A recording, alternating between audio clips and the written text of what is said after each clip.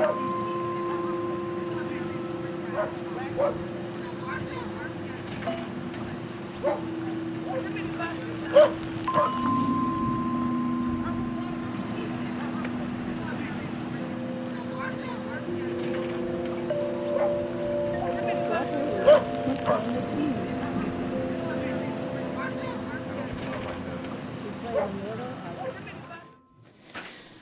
right, good.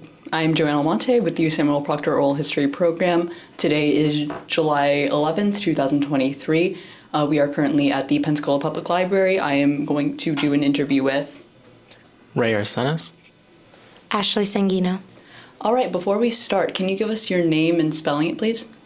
Lucia Pacheco, Lucia, P as in Paul, Acheco.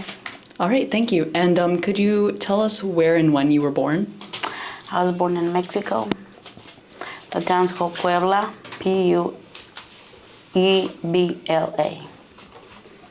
All right, and when did you move to the United States? When I was 11.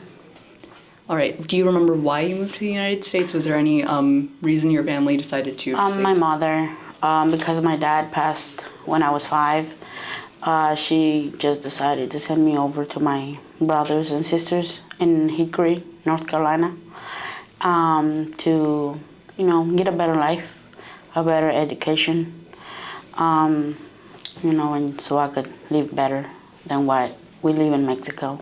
Mm-hmm. Mexico is a lot of poverty, So I came here when I was 11. I went to middle school and high school. I graduated from St. Stephen's High School in Hickory, North Carolina in 2005. At the time, Obama had passed it's called DACA for immigrants that came here before 2000 and that graduated here. So I was able to get in that program, and that's why I'm here. I moved to Pensacola in 2005, right after I graduated. And I've been here for close to 18 years. All right, could you tell us a little bit more about your childhood? You mentioned that Mexico had a lot of poverty, so if you just want to talk about some of that. Yeah, there's a lot of gangs. And if you don't make it out of there before you're 15, you're most likely end up being, could I say bad words, like prostitute, selling drugs, killing people for money, or, the pay down there is very, very low. And in United States dollars, would be $50 a week, working 8 to 10 hours per day. And that doesn't cover, paying rent, food, and all the other necessities. So that's why I came down here. We were very poor. We didn't have much to eat. We would make one potato, Mama will feed 6 people, including her, with a bunch of water and tortillas. And we just grow food in fields for us. And we went to school, but, there wasn't a lot of teachers. So it was very hard. So most of my time, I was at home helping Mom. And she couldn't afford to send me to school because she didn't have money to buy books and pencils and notebooks. So that's why she decided to send me up here with my sisters. They had already came over here way before I came. I'm the little of 6. So I'm the only one that graduated here in the United States out of the 6. Yeah, so you mentioned that your sisters came to the U.S. before you did, and that your mom had sent you. That mean that you went to the U.S. by yourself, or did she accompany you on the journey? She sent me with my brother-in-law's sister. Mm-hmm. We crossed the border illegally. Mm-hmm. because I was a minor, she wasn't gonna send me by myself. Yeah. So we crossed. Back when I crossed, it was in '99. It was very easy to cross. Now that I'm grown and I have my business, it's sometimes I go and pick up friends, families of friends that come over here, and they tell me their stories and how they pass, through all, how will you say it, the travesty to come here. And it's very hard. It's sad to hear those stories, When we went to talk to the commissioners, I told them briefly a story of a particular girl that I went to pick up from Guatemala. She had been on the border for 3 months, and they raped her. Out of 1 can of beans, they will feed 3 people, and they will give 1 bottle of water in the morning, and it had to last all day and all night until the next morning. Whenever I picked her up in San Antonio, she came to me, she had only a shirt. When I tell you only a shirt, no panties, no nothing. She was barefooted with a white shirt that looked like a dress on her. She was too little. So, she had told me that she hadn't eaten in 2 days because, the family didn't pay. So they had her in a room by herself. And, those are some of the stories that, it really touched my heart. And I had it easy. Coming over here, throughout my life, it's been hard because it was hard for me to come here, even though it was my family, but I was a stranger to them. And it took me a couple of years to cope with them. And, I had a bunch of sadness in my life, My brother-in-law tried to molest me, and I left my home when I was 15, went out to a friend's house, they rent me a room, and I started working when I was 15 and going to school. And, I bought my first car when I was 16, and, I've been making it by myself ever since I was 15, all the way to here. And, I'm an owner of a company. I help my community to register their cars, and some people that don't have, a place to stay, I offer them my house. If they come and they don't have a job, I try to find people, or, I know basically most of owners of Mexican restaurants, Mexican trucks, the little food trucks, in the stores, and I tried to find them work. And it was a day that I had seen Grace on Facebook, and I started talking to her, and we became really good friends.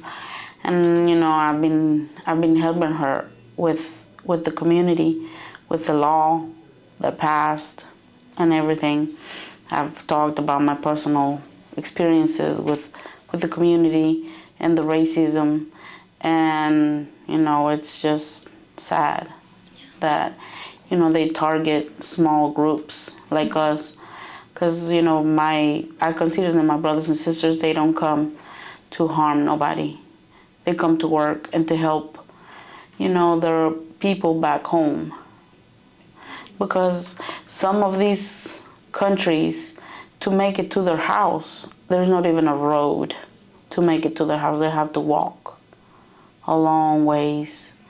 And there's people that don't even speak Spanish or anything. They speak their dialects. And it's hard. It's hard for them. And for some of these governors and politicians to target us, you know, in the black community and the Hispanic community. Mm-hmm. They target us a lot to step up. Like, they basically stepping on us to get up there. Mm-hmm. And that's what DeSantis did. He stepped on the immigrant community, the illegal alien community, to gain votes. And, you know, that's affecting everybody, not just us, because a lot of people left the state. It's not just affecting us, you know, it's affecting everybody, even the residents here in Florida. Mm-hmm. Because the people that stay here are going to pay for whatever he's doing. And, you know, I'm very lucky that I'm protected by DACA. Mm-hmm. And not being deported. But some of these people, they're not. And, you know, some of these people don't even have a document because their families back home, they didn't register them. So they don't have a birth certificate. So how would they get papers without nothing? You know, some like when DeSantis signed the bill, I was in New York. I was coming back, and a lot of people start calling me to take him out. Do you know how hard it is for you to answer the phone and have somebody crying on the other side, asking you what to do? It's a hard thing to do. I call Grace crying. I says, a lot of these people are calling me, and there's nothing I can do because it's not my decision to make whether you can stay or whether you have to leave. Because, you know, the only thing I would tell them is, you know, it's up to you. I mean, all I can say is probably it's just for him to gain votes. It's not going to happen. It's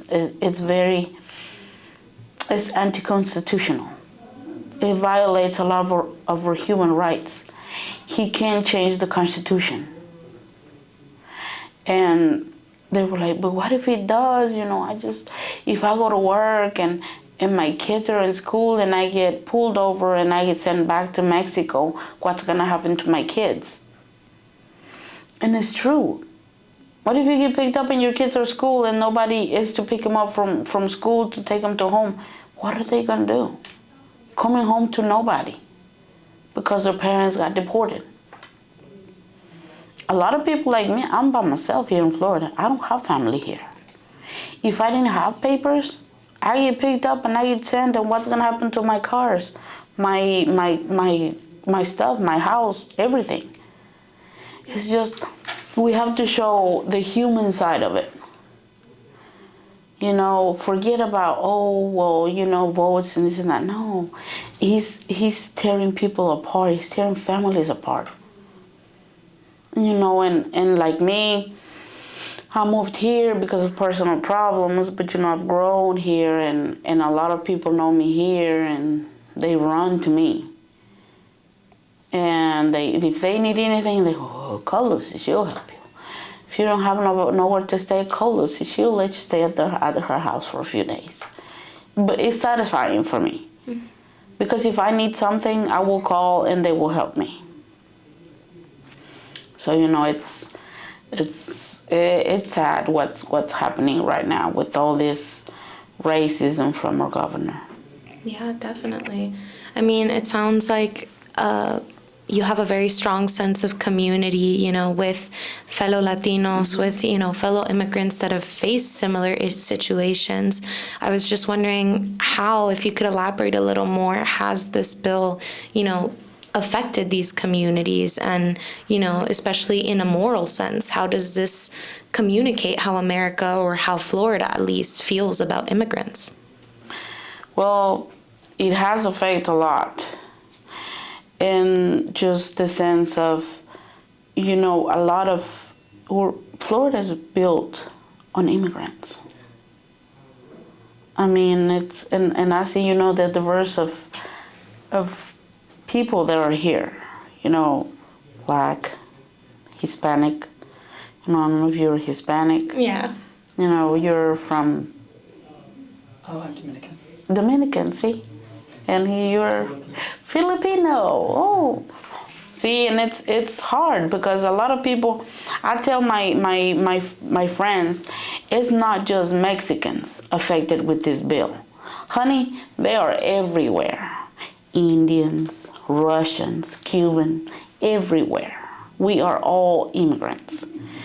I was illegal one time, and I drove still. We all say, I drove with the license of God. Swear to God, I have never gotten pulled over, no when I had no license or now that I have one. I said, I wish they would put me over. I would just, yeah, I'm legal. But, you know, it has torn a lot of families apart because, you know, the people that have papers, they stay here. And their same family, the people that don't leave. And it would be easy if they lived just to Alabama, but some of these people are living way up there. And what our governor doesn't see is that, let's say 70% of the immigrants, we're talking about Latinos, they're leaving, but once they establish in other states, they're not coming back. And a lot of these people are from more south. I heard, because I'm in the construction business, I heard that 70% of the construction down south is stopped. A lot of crops are rotting. The farmers are already suing. Disney stopped their $2 billion project. Now he's making up other things that Chinese people can buy land here in Florida because he thinks that they're going to be spying on us. Honey, to spy on somebody, you can just send some missile from Russia to here. Don't have to be here. I honestly don't know what's going on through his head. Florida, when I came to Florida, I chose Florida because I heard a lot of good things about Florida and that Florida will give you, you know, an opportunity to grow. But now I see, and every time I go out and come back to Florida, I always post on my social media, oh, I'm going back to my rancho. A rancho is like a village. And I'd be so excited. And, you know, I do get a lot of negative comments. Oh, yeah, whatever, you're going back to that racism state. They're so racist down there. It's sad because once everybody came here to vacation. I remember about 10 years ago in Pensacola Beach, oh my God, you couldn't even drive through there. Now, it's half of the people. And with these stuff that he's doing, I mean, we're just gonna crash. And he doesn't see that the residents that stay here, we're gonna end up paying everything. Because food's gonna grow up, groceries are gonna go up, gas is going up. What are we gonna do? End up moving out. And then he can stay with his little state. So what else do you guys want to know? So you mentioned this bill, and you bring up how it prevents, let's say, those from Chinese descent from purchasing land. Can you elaborate more on this bill for those who might not know about it or who might want to know or find it important to know more about the details of it? Yeah, he said that because he feels like the Chinese are trying to spy on us for future attacks, that he is not wanting them to purchase the land here in Florida, especially around military bases. That's what he's preventing. But I don't think it's right because, you know, at Florida, I mean, you should be able to buy land wherever you want. Mm-hmm. You know, like if I want to buy something in Hawaii, then I should be able to buy it, regardless of whatever ethnic group you come from.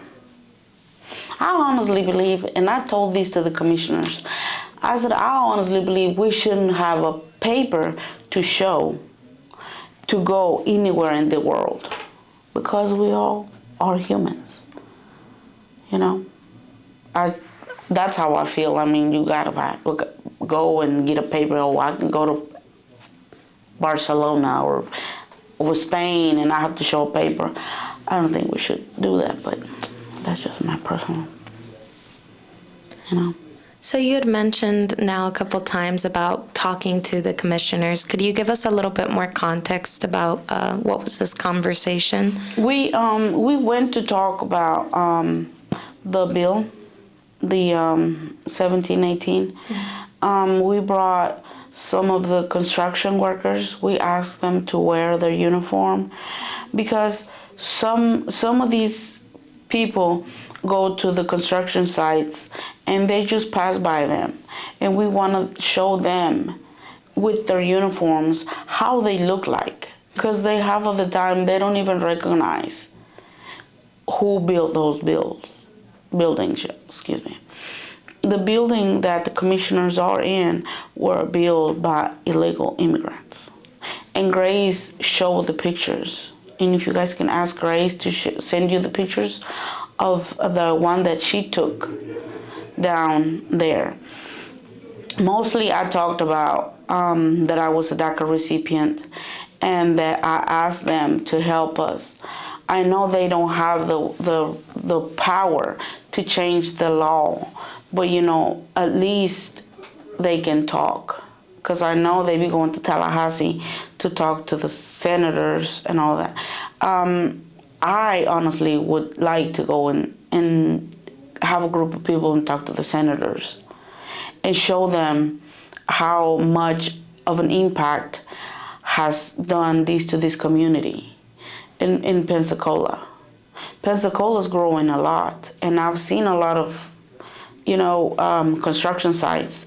There's nobody in there that works, and the work is prolonging more than what it should, and it's going to have an effect in the community because the owners are going to be suing the construction companies. Construction companies are going to sue the state because of the law, and that's what we were talking about to the commissioners when we went to speak to them. And we also were in communication with the sheriff from here, Sheriff Simmons, and he was saying, you know, that his officers are not going to be pulling over based on race, or you know, when they run your plates and Hispanic name comes out, and we're going to pull him over because we think he doesn't have papers. So that's not going to happen. And a lot of Hispanics, a lot of the immigrants here think that's what is going to happen, profiling. But, you know, I advised them. I went out and gave Grace got some red cards that have your rights if you get pulled over and don't have any documents. So I went out to the Mexican stores and gave them out. So I've been involving myself a lot in there because of my personal experience. Mm-hmm. So a lot of our discussion has been around this law, the Bill 1718. Mm-hmm. Could you discuss its specific provisions and how it affects the alien community for people who may not know the specific provisions? When you mean provisions is... what it does. What it does? Well, it does that if you get pulled over and you don't have a license, then you get... Before, you would just get a ticket for driving without a driver's license. You would be able to go down to the courthouse, go in front of the judge, and he will give you a citation and pay for that, and then for the court costs. Now, you get pulled over and you don't have a license. Depending on the officer, you can get arrested. And once you get arrested, you get an immigration hold. And that when you get an immigration hold, then you're it. If immigration doesn't pick you up in 48 hours, then they have to release you. It's a state law or a nationwide law. And if they do pick you up, then you get sent back to Mexico. So that's most of what it is doing. The bill was talking about transporting illegal immigrants in your vehicles in the state or from other states to Florida. That I have not seen any immigration on any ICE patrols over the border. Have gone out in Jacksonville on 75, Flemington, I-10, and came back, and it's just normal. But, you know, there's always going to be that one officer that is going to do it. So, I mean, I just advise people to just drive carefully and, you know, not to be doing anything illegal, you know, like driving drunk, you know, if they don't have papers. But, you know, it is affecting on people not trying to go out to work. When it started, a lot of people didn't send their kids to school because of the fear of them getting pulled over when they left to work. So that was affecting, you know, the community because, you know, even though I think you can get a ticket or something for not sending your kids to school, but they didn't care. They weren't sending them. My friend didn't send her child to school for like 3 weeks. Because she was scared. That's what I'm saying. Like when I got called, I mean, I don't know what to tell people. Just do what's best for your family. But it is affecting a lot. I've seen stores. I've asked the owners, and they are saying that, you know, their clientele went down significantly because of this law. The people that we used to sell food in constructions, if they would sell 200 plates, they're selling 50. It just messed everybody up.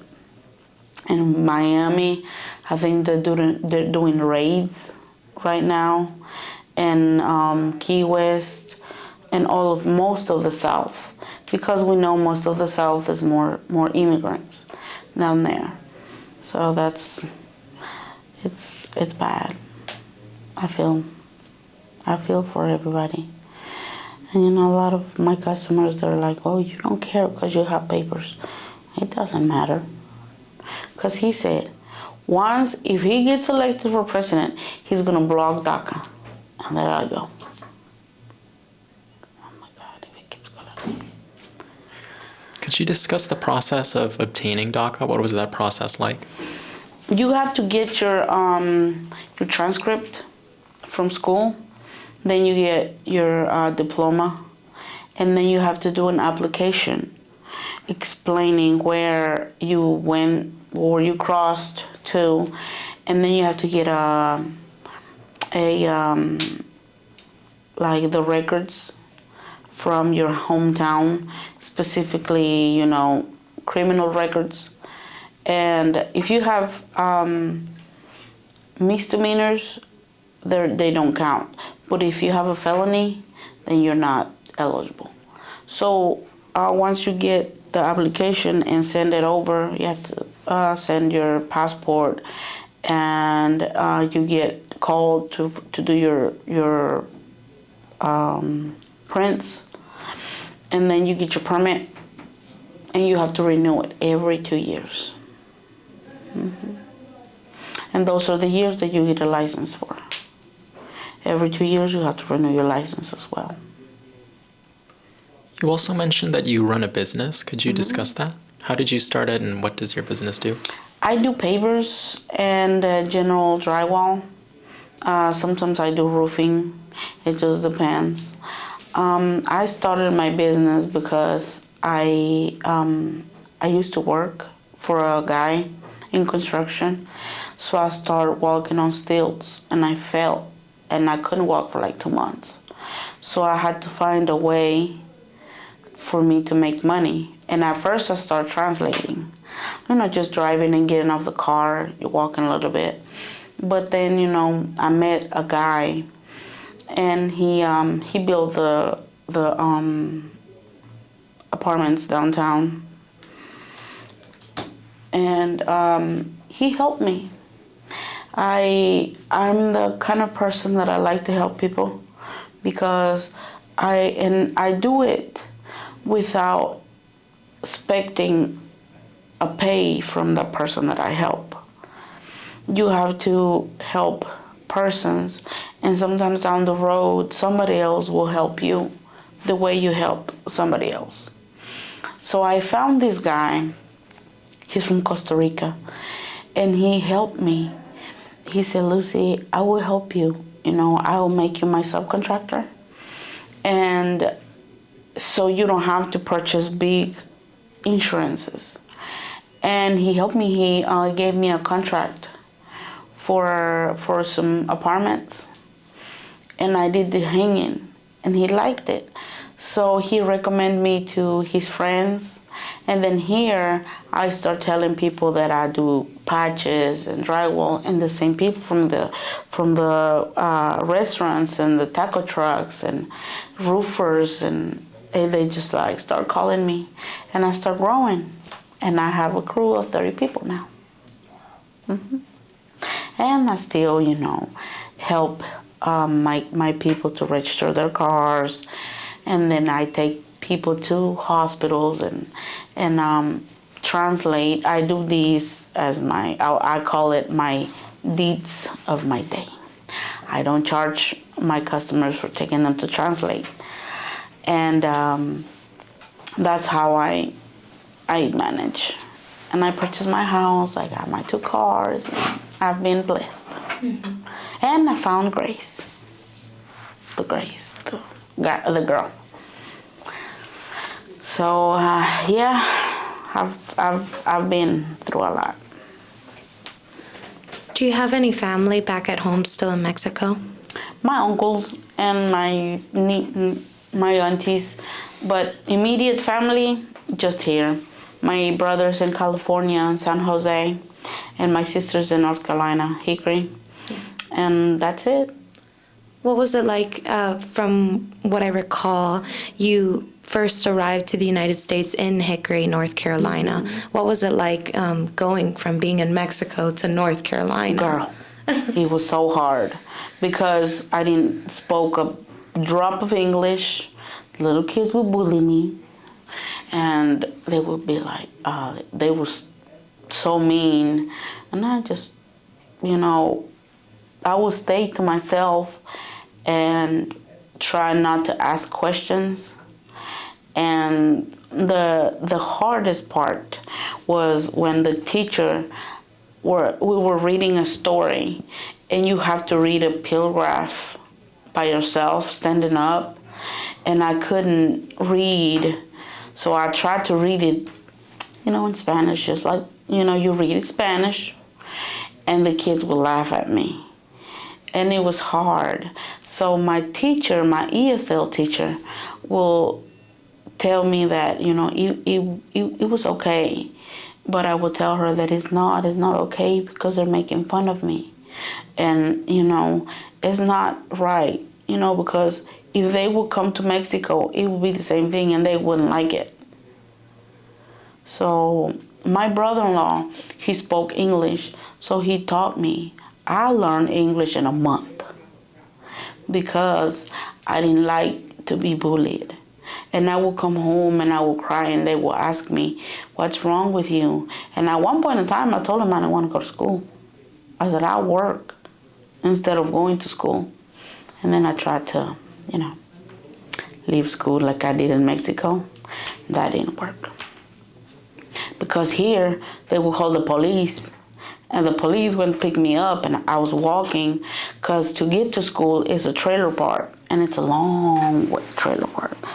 I swear there's about 1,000 trailers going down. And I was barely making it halfway through, and there comes the sheriff, and he picks me up. And he was like, lady, he said, ma'am, I come to pick you up because the school said that you left the school. And I was like, what we're not in Mexico anymore. So he picked me up, and I got suspended for a week, and I got grounded at home. So just because I didn't want to go to school. And then I told my sister, I was like, they make fun of me in school because I don't know English. And every time I did homework, it was like a 0 because I didn't know what to answer. I didn't know what I was reading. And then she was like, well, there's a dictionary. Well, I would sit there and I would translate word by word. And then you have to make them up because it's not the same. It's scrambled. So I'm like, oh my God, what does this say? So little by little, and my family is the kind of family that they will throw you. Do it by yourself. Like, we won't help you because we're not gonna be with you all the time. So it make you tough, but it's not right. You know, you get a little help, but no, they will throw me in there to the lions. I got my first job, they would take half of my check and give me half of the check. And they will call it making me being responsible. I mean, it helped, you know, because I pay my bills first and then I go gamble later. But, you know, it's hard. Once you go to school, and right now I know there's a lot of, like, boys that get bullied. A lot of my friends committed suicide because of that. You know, and the other part that I see, and I mean, it touches my family too, because, you know, I have 2 nieces. Well, my niece and my other niece, they just came out, and, you know, the scientist targets a lot of the community, the gay community. And, you know, my niece, she was like, well, Auntie, I can't visit you over there because, you know, your governor doesn't like us. You know, so it affects me too, in one way. And it's hard. You guys should interview some of the gay community members. I know a lot. So it's hard. Yeah. To grow and be targeted all the time. It's like it's already hard for us to come from another country to a country that we don't know, and then still start fighting and fighting and fighting. It sounds like you weren't able to get a whole lot of support, especially on an academic level, to be able to pursue, you know, your interests and things like that. So how were you able to, you know, find out about DACA and find out to, you know, persevere to finish your education? I couldn't finish because I didn't get DACA until 2010. I got approved until 2010. So I got a scholarship to go to Appalachian State University, but I couldn't do it because I didn't have enough money. And they will pay for my tuition and everything, but like for books, for food, and for transportation, and I didn't have that. So I didn't go. I graduated with a 4.0 GPA. So it was a perfect GPA for me to get that, and I couldn't go. So my dreams got cut right there. But it's okay. I have my construction now, and I'm helping my nephews to go to school, to go to university. My niece is going to Duke, and my nephew is going to Troy University. So, you know, I will leave my dream to go to a university through them. I just went to the graduation this past month, and I told them that, you know, to pursue their dreams. My nephew, he wants to be a nurse, and my niece, she's going to be a what is it called, the ones that do the dogs and the animals? A veterinarian. So that's what she's gonna do. And I told them, if you need help for books, with anything, it doesn't matter if they're $1,000 of dollars, I will give you that money. Because I didn't have that help when I was growing. And I wanted to go. But you know, the books One book itself was $1,000, $2,000, and I didn't have the money. So I gave up and I came to Florida. I was going to Miami, but I stayed here for some reason. My purpose was to help people here in Florida, I guess. And yeah, so I didn't go to college. I wanted to. I could still go to college now, but I'm 36 and I think it's kind of late. I think it's beautiful that you're able to provide support to your family and to so many other members of the community that you identify yourself with. I was wondering if, you were able to find any sense of Latino community when you were living in North Carolina, or if, if it was just a lot predominantly white. No, it was, when I lived there, it was a lot of Hispanics. And it was a lot of white people. The area that I live, it was a lot of white and, what is it called? It's some Asian, it's called Hmong. It was a lot of those. And they're like us, little Mexicans. And they're a bunch of, they're illegal because they come from the country. I didn't learn till I start, involving myself. And the guy that does my nails, he came here illegally from the Philippines. And it's hard, for them to come over. Because it wasn't long ago, I think it was about 6 months ago, where they found that 18-wheeler truck in Texas where 35 from Honduras and died. And he was telling me that 2 years ago, a truck was found the same way, but they died frozen.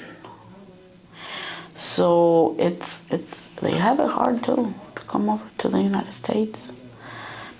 From Morocco too. One of my exes was from Morocco, and they cross and cross and cross a lot of countries too. Now that I went back to Hickory, it's grown a lot of. Before it was too like an enclosed community, like everybody knew everybody. But now it's grown a lot. A lot of roads have made a lot of buildings. And my sisters, they want me to go back over there because I have one sister that she has a murmur, and we just find out she has a brain aneurysm or a blood clot. So it's hard for me. It's been hard these past 2 months, but I'm making it. I'm glad I'm where I am right now because I can help my sister because she doesn't have Medicaid or she doesn't have insurance. So I'm the one that provides most. Because they say because I'm single and don't have any kids that I'm the millionaire of the family, as they call me. So I help my people, and I help a lot of the community here. One story that I had is when Sally went through Orange Beach and everything. I used to live in Alberta. I lived there for a year. And I went out there. I filled my truck up with water and gallons of gas and, canned foods and all of that. And I went out there and I will get off my car and walk with a little cart that I had. And I will go and knock on the doors to see if they needed any help. And a lot of people over there, they know me too. In Foley, Alberta, Orange Beach, and all of that, all the way to I-10.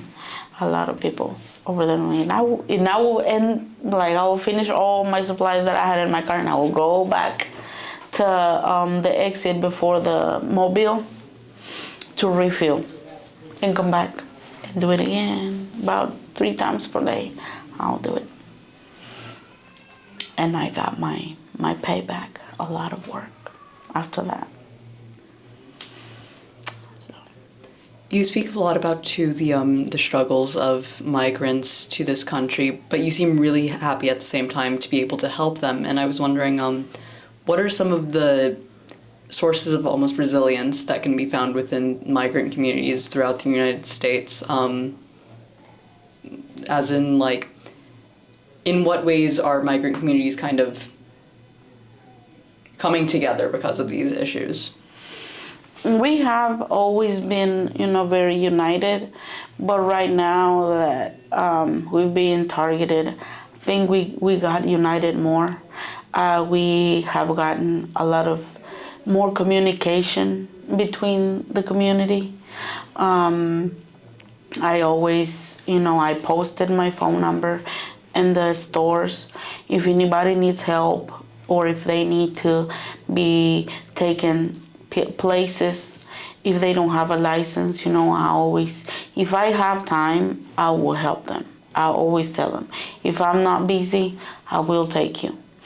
And, we have, Grace, she has involved herself a lot more in her Facebook page and her local newspaper page.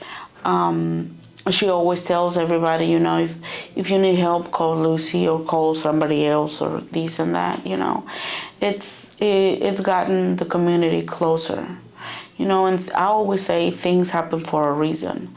And even though it affects us, but in one way, it has pulled us together more.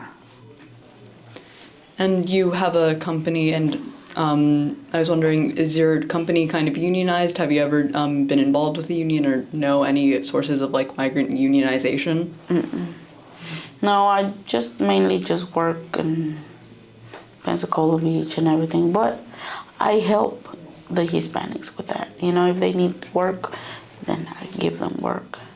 But now I can only have 25. Most of my people are legal because of the law that he passed that after 25 workers you have to do an e-verify for the company. So now I have to pay cash and do the I-99. It's okay, we got this. We always get around I just wish things would be different. So, you've talked a lot about your experience just not only being able to be a community organizer, essentially, and being able to support your community, but also just your individual experience with your immigrant story and coming to the U.S. We're just wondering if there was anything else about your story that you want to share with us. Well, whatever you guys want to know, I'm open to tell you guys. Whatever. Yeah, I was just personally wondering, how different was it to come from North Carolina to Florida? Because, Florida, I feel, especially, I'm from Miami, so there's a much stronger predominance of Hispanic culture that Florida has benefited from for many years. So how does it feel now to kind of see our governor kind of turn around and turn his back on? When I came here, it wasn't a lot of Hispanics. Everybody started coming after Ivan. Mm-hmm. And it just grew and grew. And it's very difficult and it's hard to see him knowing his family is an illegal immigrant. They came. His grandfather, I've researched myself. His grandfather was illegal. He crossed here illegally. So I have no idea why he's targeting the immigrant community. Just like Trump. Melania was illegal too. So, I don't know. It's just. So if they will put me and DeSantis in one room, he will come out speaking Spanish. And it's very saddening. It really crushes my little heart that instead of him helping, he's just pushing everybody out. And he needs to realize that it's gonna come back and bite him in the butt. Because all Florida is gonna disappear because everybody's leaving, and he's gonna be making even the U.S. citizens mad they're still gonna leave too. Because it's gonna get so hard and so expensive to live here in Florida. It's already hard. I tried to book a hotel in Miami, and when I tell you those hotels are like $300 a night, I said no, cancel. I'm not gonna pay no $300 for no one night. And not to mention, a salad with 3 shrimps in there is like $60. And I paid $150 to go, me and my boyfriend, at a restaurant over there where a big old mural is at. And it was $140 for 2 salads and 2 bottles of water. So it's, just imagine that. And that was way about a year ago. Just imagine now. He's just crushing Florida. That's what he's doing. And I don't agree with it. Never.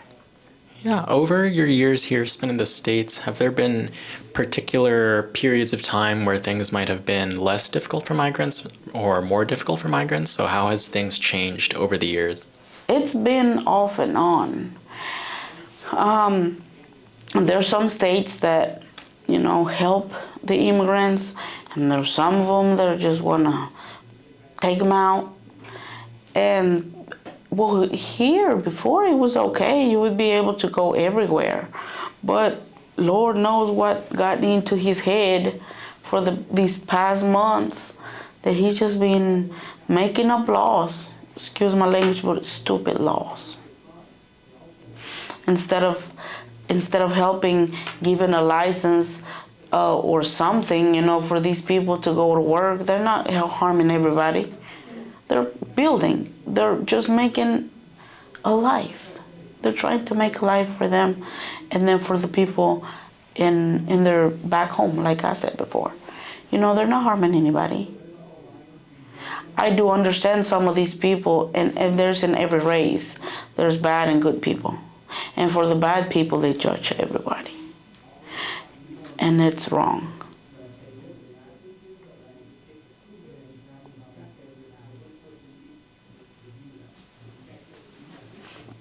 Could you go a little bit more into depth about, these quote-unquote bad people? What is the sort of, stereotypes that have been perpetrated against, not just Latinos, but, across the board of immigrants that has been, used as rhetoric by DeSantis and other conservatives to push these anti-immigration laws?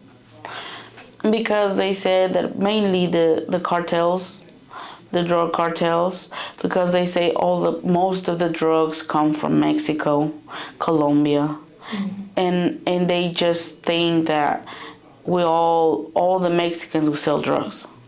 Because I've heard that so many times. Well, there comes a Mexican. Well, maybe they have drugs. And, because of, the people that have gotten caught, big kingpins, and where they come from, Mexico, Colombia, and they stereotype us. And for people like that, we get, the bad end of the stick. And not everybody is like that. And the traffickers and everything, they mostly are from Mexico. So it's just that, I guess DeSantis thinks that if he does the anti-immigrant law, that he's just gonna push everybody out. Oh, his state's gonna be free of drugs, free of kingpins, free of, no, it's not. They're always gonna find a way to get here. And the good people are still gonna be here, and he needs everybody. All the labor is mainly illegals. Because we all say, and I'm sure you guys have heard it, if he goes and puts a white vote up there, he's not gonna work like the Hispanics. I've seen from the black community, they bust their ass to work. And what do the other people do? They just sit there and do nothing, and put them out there in the roofing at 120 degrees to see if they're gonna work just like us. I respect, because I've seen my people work. They get up there and they work. Just the shingles are hard. Just imagine putting a metal roof up there at 120 degrees. That you put your finger in there and it's hard. I've seen people get their extremities cut off because when it's blowing the air, the metal will cut you. I had a guy that worked for me that got cut with the metal. He got cut from here to here because he put his hand like this. If he wouldn't have put his hand here, it would have cut his throat. So it's risks that he doesn't see. Mm-hmm. You know, a Hispanic, if he cuts his hand because he doesn't have any papers, he's not gonna sue. But these white people, or the ones that have papers, they will take down your company. They will sue for $1 million. Mm-hmm. That's liability he doesn't see too.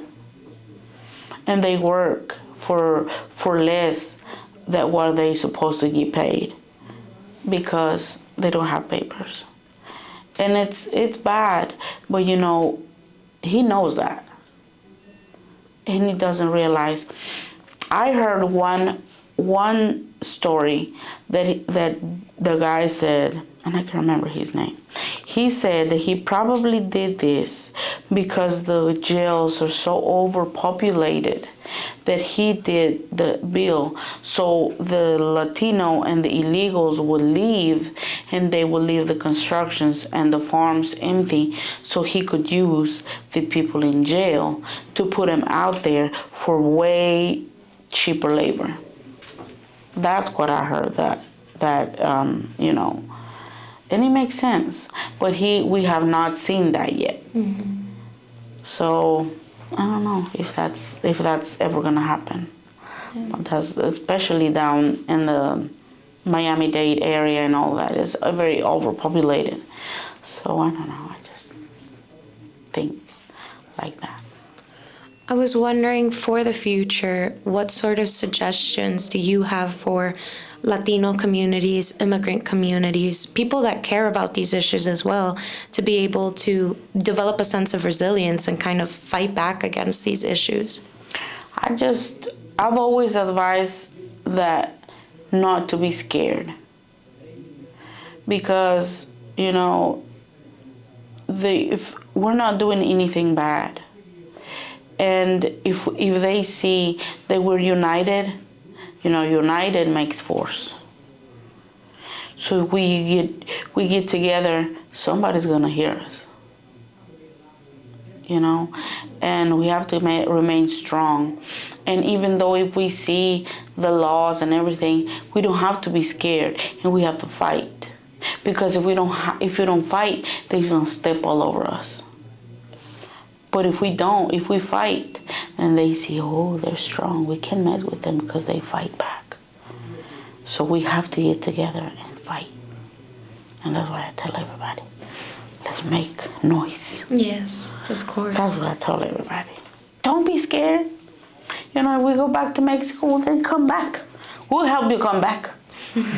So they're like, Lucy, you're crazy. I'll go pick you up over there. It's okay. Just call me. I'll pick you up. And I'm like, you're crazy. I'll go pick them up. I don't care. So we have to, for the future, we have to stay strong and together. Yeah.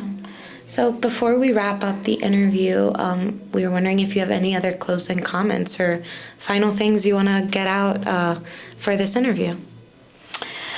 We just, like I say, you know, we just stay together, even, you know, not just for the immigrants, but all the community members of Pensacola and surroundings. We need to get together and help each other, you know, because I always say, and Mommy always said, that one hand helps the other hand, and both of them wash their face. So we have to be both hands to be able to wash our face and help everybody. Not just because you have to see it the way, you know, you might be in the bottom of the food chain, but if you fight, you might be in the top one day. So you have to help everybody and fight and fight. Always have to fight, like me. Fight to be able to be here. Yes. Well, thank you so much for taking the time to speak with us today. We truly do appreciate it. I think that just about concludes our interview. Well, thank you so much for inviting me. Thank you.